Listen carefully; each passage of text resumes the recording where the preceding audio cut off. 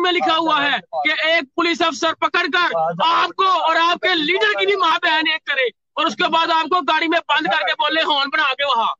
ये कहाँ लिखा हुआ है? जाते सार हमारे साथ जो बदसलूकी की जाती है हमें बिठाया नहीं जाता, हम बहुत थक चुके हैं, हम बैठ जाए।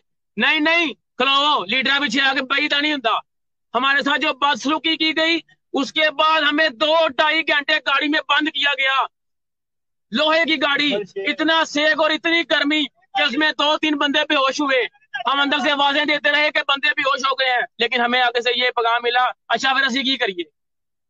ये सऊद बट साहब के कुछ फैन थे, अल्लाह का शुक्र है वो हमें पानी पिलाते रहे। हमें उसके बाद जाकर क्या राशिद नसरुल्लाह साहब, सियासी वर्कर होना इतना बड़ा गुनाह है, सियासी कारकुन होना इतना बड़ा गुनाह है कि अपने लीडर के पीछे आना, अपने कायद की बेटी के साथ इजहार यकजहती करना इतना बड़ा गुनाह है कि आप उसको जाकर जेल में चक्की लगा देते हैं। क्या सियासी वर्कर होना इतना बड़ा गुनाह है कि जहां 2 बंदों की गुंजाइश नहीं आप वहां 4 बंदे बंद कर देते हैं? क्या सियासी वर्कर होना इतना बड़ा गुनाह हो गया है? हाँ साहब, सियासत को इतना गंदा मत करें, सियासत को इतना गंदा मत करें कि कल को किसी का सियासत से दिल चढ़ जाए।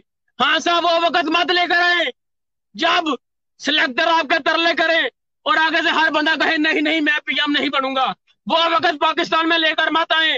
आप आज बेकसूर वर्करों, राशिद साहब मैं अल्लाह को गवाह बनाकर कहता हूं कि मेरे साथ एक तालिब इल्म था, एक तालिब इल्म मदरसे का तालिब इल्म पानी भरने आया, उसको भी ले गए। एक मेट्रो शॉपिंग सेंटर का मुलाजिम नीचे देखने आया क्या हो रहा है, उसको भी पकड़ के डाल लिया गया। मलक तारक साहब बुजुर्ग आदमी है, उनको इन्होंने झांसा दिया, ये आपको सड़क पार करवाते हैं।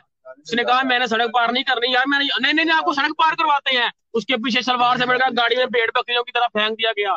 सफेद दाढ़ी दी हया अल्लाह पाक भी करता है, अल्लाह पाक फरमाते हैं सफेद दाढ़ी दी हया मैं भी करना, चिट्टी दाढ़ियां चुक चुक कर सुटिया गया। हाँ अगर वो बेकसूर सन उन्होंने जरूर सुटिया जाता। बेकसूर नहती बेकसूर अवाम दे नाल बदसलूकी की गई। राशिद भाई